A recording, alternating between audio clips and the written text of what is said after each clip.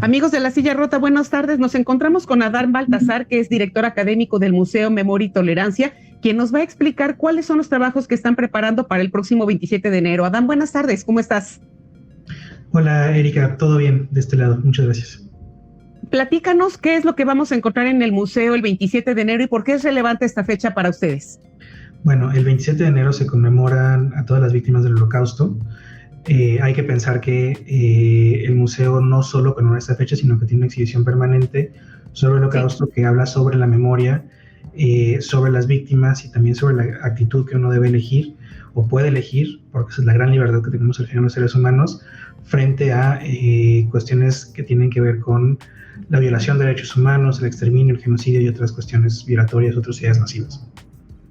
Mucha gente que ha acudido a este museo o que todavía no acude, de pronto piensa que es el tradicional museo donde vamos a ver fotografías con fechas y que vamos a hacer un recorrido casi por la historia de la cuestión del Holocausto y que ahí se acaba la historia.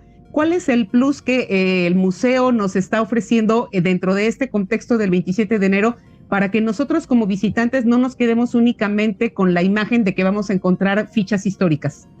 Bueno, para empezar, el museo es un museo que no está ordenado históricamente, ¿no? O sea, quebramos ese orden, por así decirlo, porque nuestra idea no es que ustedes puedan decir cuando salgan de aquí, el 8 de noviembre de bla, bla, bla, bla, bla, bla, bla, empezó, ¿no? O sea, sino más bien entender un proceso que sí fue histórico, porque sí referimos a la historia, en el cual un régimen racial en un estado intentó eliminar a otros grupos nacionales, étnicos, raciales o religiosos por hecho de ser y existir, ¿no? Porque no comulgaban o no pensaban que fueran libres, iguales en dignidad y derechos.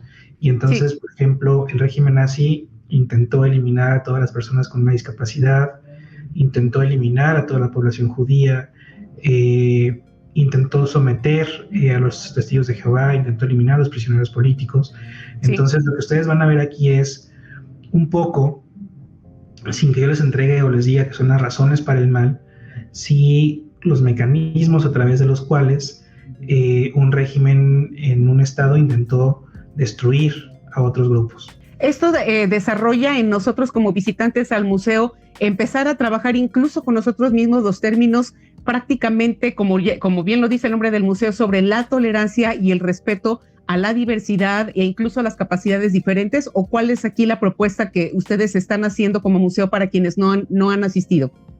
Mira, el museo comienza con la parte del Holocausto y movilizamos también otros genocidios del siglo XX y uno del siglo XXI, Darfur.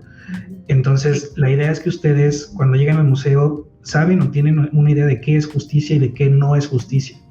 Entonces, nosotros movilizamos esas intuiciones y entonces tú dices, oye, lo que le estaban haciendo a ellos era injusto, lo que le estaban haciendo a estos era muy negativo. Y entonces logramos que haya empatía hacia las personas o estos grupos. Entonces, ya encontramos que hay empatía, logramos empatía, entonces lo que sigue ahora es un quebrar la indiferencia y un buscar su indignación, la indignación de cada uno de los visitantes.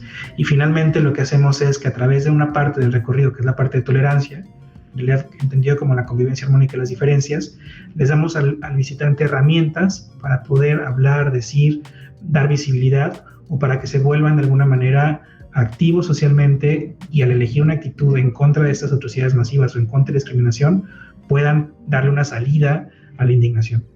Ok, ahora, esto que tú mencionas es muy relevante. El museo no es nuevo. La evolución que ustedes han hecho en estos últimos años prácticamente les arroja que prácticamente la gente sí sale con estos cambios. Se pueden medir las variables de modificación de conducta entre quienes asisten al museo. ¿Cómo pueden ustedes evaluar que la semilla que siembran en quienes visitan el museo puede o no germinar? Miren, el museo empezó como asociación civil en 1999, estamos a 24 años de haber iniciado, en abril cumplimos esos 24 años, somos una organización ya muy madura y a partir de 2014 empezamos a hacer estudios de público. Entonces, ustedes también quizá recuerden que la marcha del 8 de marzo hace 8 años iban 40 o 50 personas.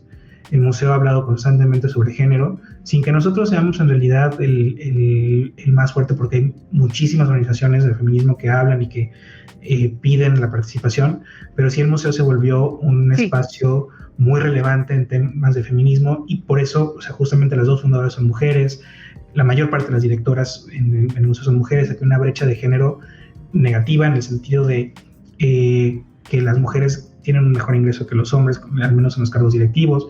Entonces, el museo, al hablar de estas cuestiones, ha abierto conversaciones que antes no eran tan comunes.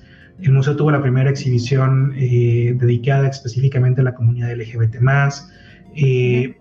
Trabajamos mucho con racismo y con discriminación socioeconómica, particularmente en 2016-2017. En el 2019 se aprobó se reconoció en la Constitución la tercera raíz, que es la población afrodescendiente. Entonces, muchas de las batallas que el museo da o que el museo hace derivan en cambios sociales, pero además nosotros también hacemos en los estudios de público una pregunta o preguntas al público, por ejemplo en feminicidios, o cuando hablamos de discriminación, si estarían dispuestos a hablar en contra de, si estarían dispuestos a tomar acción cuando hay una situación de discriminación. Que las personas deciden, después de tomar algunos de los cursos que toman acá o que pasan por alguna exhibición, cambiar su actitud y decir, yo sí denunciaría, yo sí protegería, yo sí buscaría que esto dejara de suceder. Entonces, pasar a la parte proactiva. Así es como nosotros vamos midiendo estas posibilidades. Ok, pues esto está muy interesante para quienes nos están viendo en este momento, saber que el asistir a este museo en el contexto del 27 de enero no es únicamente llegar a ver una exposición, sino que ellos también sean parte de este cambio, no solamente en cuanto a conocer del tema, sino también formar parte del cambio, por lo que estoy entendiendo, ¿es así? Claro, o sea, mira, un poco te pinto una metáfora. Imagínate una vela que se enciende en la oscuridad. Esa vela ilumina en la oscuridad, aunque sea solo una, pero la vela también puede compartir esa luz, ¿no? Y entonces, vela que va compartiendo su luz, va formando otras que van compartiendo la luz atravesando la oscuridad.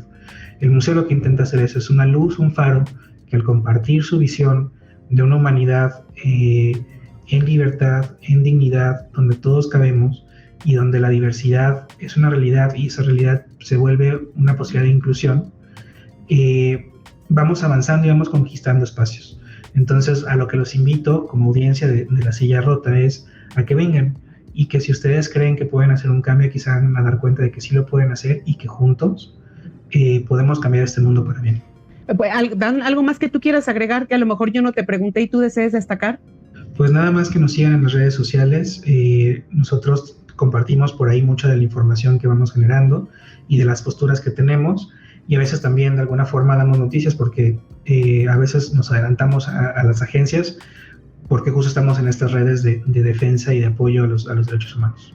Adán, pues muchas gracias por tu tiempo y bueno, esperamos que toda esta información sea útil para el público de La Silla Rota. Ya saben, pueden acudir este fin de semana y no nada más esperen el recorrido del museo tradicional, sino que también puede haber una retroalimentación para que nosotros como público podamos también ser parte de este cambio. Adán, muchísimas gracias por tu tiempo. Buenas tardes. Un gusto, Erika, y gracias a La Silla Rota por su tiempo y su energía.